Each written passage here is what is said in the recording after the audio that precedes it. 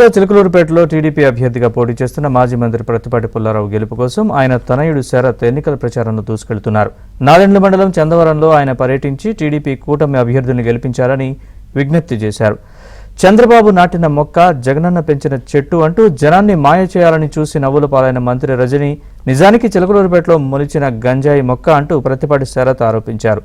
Super 6 పథకాలతో రాష్ట్రంలో అన్ని వర్గాల అభివృద్ధి కోసం టీడీపీ అభ్యర్థిని గెలిపించాలని శరత్ విజ్ఞప్తి చేశారు.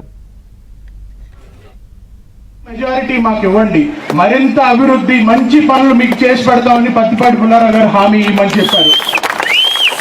అలాగే అభివృద్ధి సంక్షేమం రెండు సమపాలనలో అందిస్తామని మనం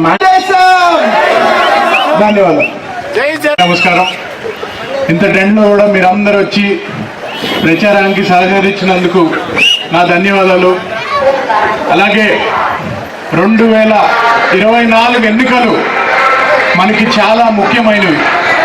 2019లో ఒకసారి ఛాన్స్ అని జగన్మోహన్ రెడ్డికి మనం ఇచ్చిన అవకాశాన్ని దుర్వినియోగం చేసుకొని రాష్ట్రంలో ఉన్న ఆస్తులన్నీ తాకట్టు పెట్టి అరాకొర షరతులతో కూడిన సంక్షేమం అందించాడు. ఇంకా ఆయన దగ్గర తాకట్టు పెట్టడానికి ఏమీ లేవు. కొత్త మేనిఫెస్టో తీసుకొచ్చాడు. అందులో అభివృద్ధి చేస్తాను, ఉద్యోగాలు ఇస్తాను, క్యాపిటల్ కడతాను ఏమీ చెప్పడాయన. అయ్యే సంక్షేమ పథకాలు షరతులతో మళ్ళీ అప్పులు తెచ్చిస్తానని చెబుతున్నాడు.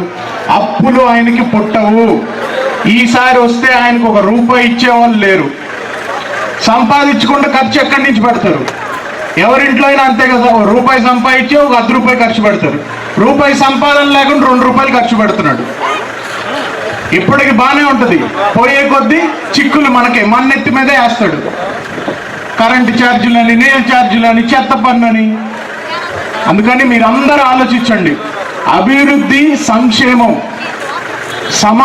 సమంగా నడవాలి రెండు. ఒక సంక్షేమం చేస్తే సంపద సృష్టించడం కష్టం.